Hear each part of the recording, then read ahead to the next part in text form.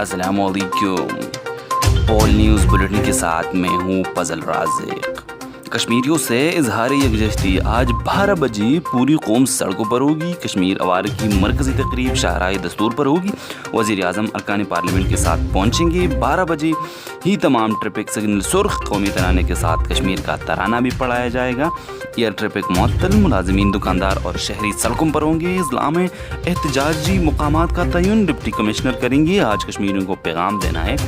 پوری قوم ان کے پیچھے کھڑی ہے. وزیر اعظم عمران خان. مقبوضہ کشمیر میں گرفتاریوں اور پابندیوں پر تشویش. بھارت انسانی حقوق کا احترام یقینی بنائے. امریکہ LOC پر امن و استحکام برقرار رہنا چاہیے. پاک بھارت مذاکرات کی حمایت کرتے ہیں.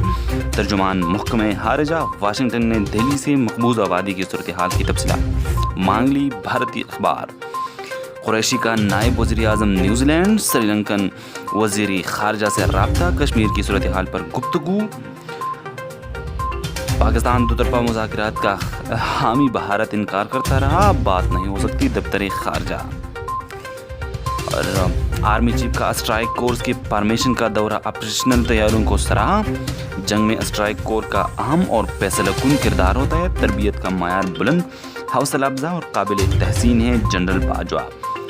مقبوضہ کشمیر کرفیو کا 25واں روز. بینکرز قائم. مزید شوٹرز تعینات. دنیا بھر میں احتجاج جاری. پاک بحریہ کمانڈو اسٹاف کانفرنس. آپریشنل تیاریوں کا جائزہ. کشمیریوں کے ساتھ اس کا اظہاری یکجہتی. 290 کلومیٹر تک مار کرنے والی بیلسٹک میزائل غزنوی کا رات کے وقت کامیاب تجربہ. زمین سے زمین تک مار کرنے والا میزائل اور وار ہیڈز لے جانے اور ہدف کو کامیابی سے نشانہ بنانے کی صلاحیت رکھتا ہے. میجر جنرل آصف عبور. چیئرمین نیب کا لاہور بیروز کا دورہ زیر تفتیش. میگا کرپشن مقدمات پر بریفنگ. بدعنوانی کا خاتمہ اولین ترجیح ہے. نیب نے 20 ماہ میں بدعنوان عناصر سے 71 ارب روپے برآمد کی. جسٹس جاوید اقبال. اور ایشیائی ترقیاتی بینک کی غربت کے خاتمے میں تعاون کی پیشکش. منصوبوں پر عمل درآمد میں تاخیر کا شکایت. بینک کی وفد کی وزیر اعظم سے ملاقات. بجٹ سپورٹ کے لیے بھی 1 ارب 30 کروڑ ڈالر دینے پر آمادگی کا اظہار. جائزہ اجلاس میں روڈ ٹو مکہ پروجیکٹ پر سعودی عرب حکومت کا شکریہ. اعجاز شاہ اور PTI مالیاتی وفد کی ملاقات.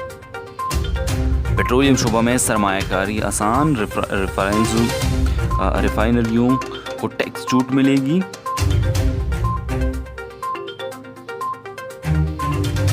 اور ملک میں معاشی بحران.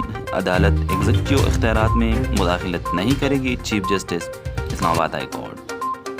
یہ تھی آج کی ہیڈ لائن. مزید ہیڈ لائن کے لیے ہمارے ساتھ رہیے.